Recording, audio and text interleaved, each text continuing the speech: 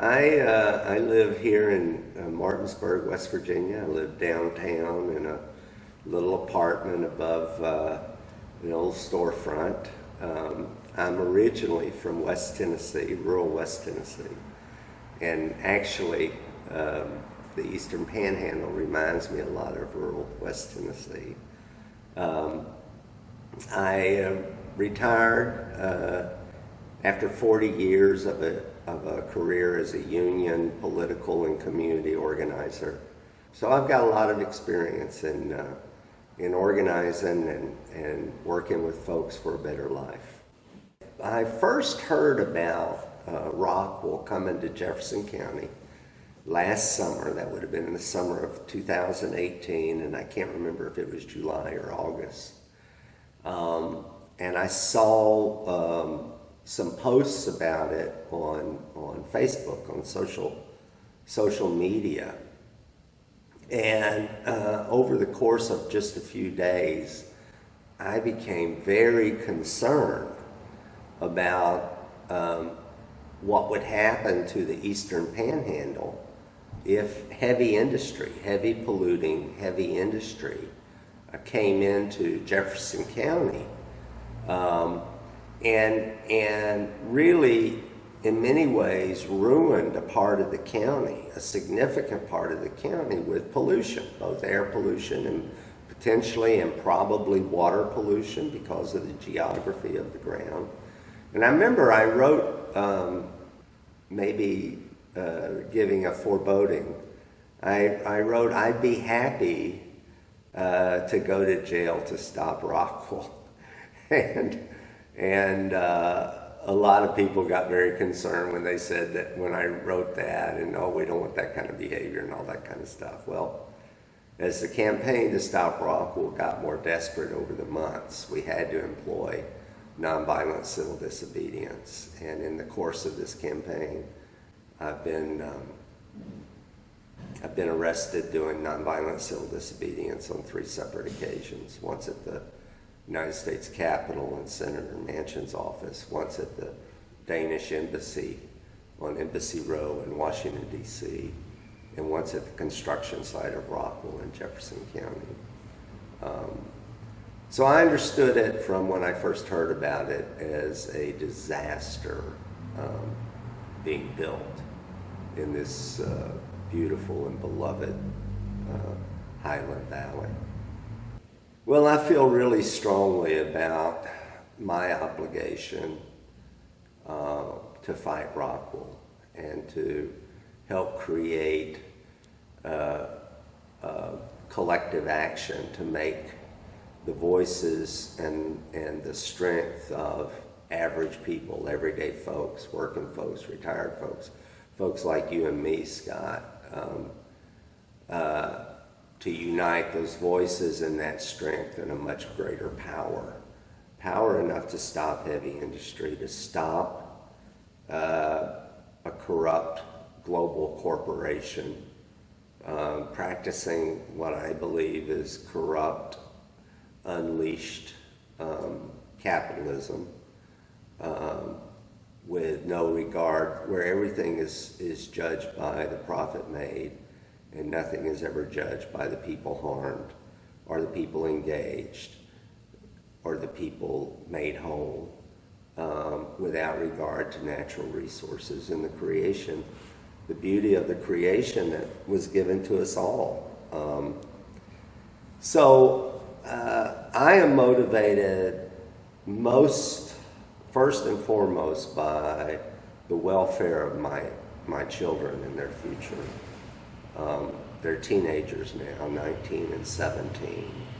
And I want them, I grew up in the rural South. I grew up in small towns in West Tennessee and Southeast Missouri, the boot heel of Missouri. I want them to be able to experience, even if they don't live in it, to be able to experience rural America. And that's what the Eastern Panhandle is. It's rural America. My kids live in Silver Spring, Maryland, about a mile outside the D.C. line. And they spend a lot of time up here with me, and we love it. And They love rafting on the rivers. They love climbing the mountains. They love Maryland Heights.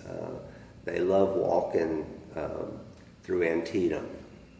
They love my stories of the history of this Eastern Panhandle and how significant the history of the Eastern Panhandle is. So my kids are my first motivation. My second motivation is my community, the health and welfare of every kid, every child, of every adult in this Eastern Panhandle, Highland Valley. We know that if Rockwool comes in here, kids will get asthma. If Rockwool comes in here, we don't know how many kids, but we know they'll get asthma. We don't know how many times the child will suffer the panic of an asthma attack.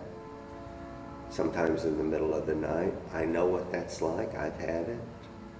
I was a child before they had Ventolin and albuterol.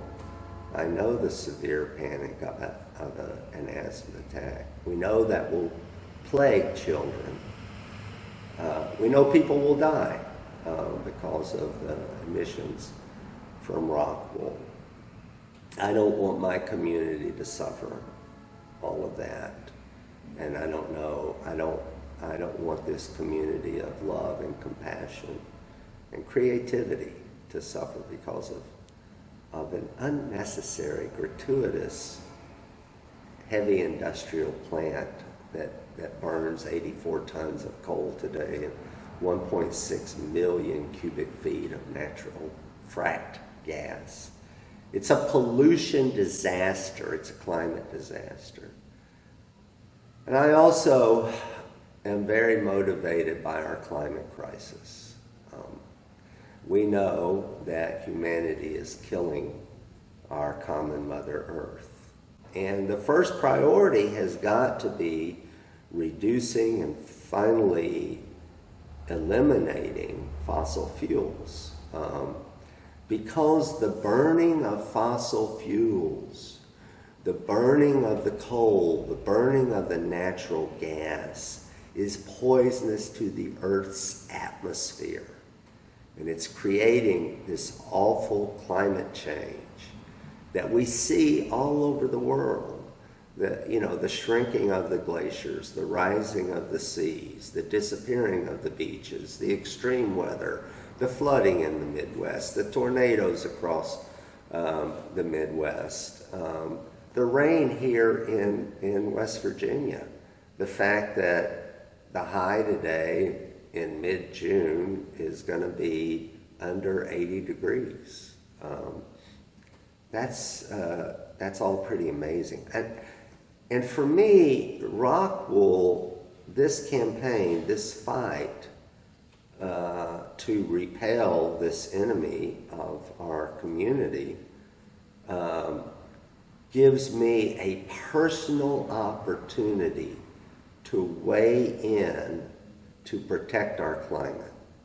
And I am convinced that the two things that we have to do first and foremost to begin to redeem our nation and to soften the world, and when I say soften, I just mean make it a less hard place, is we have to right-size the economy. The economy has to work for working folks and seniors and average people.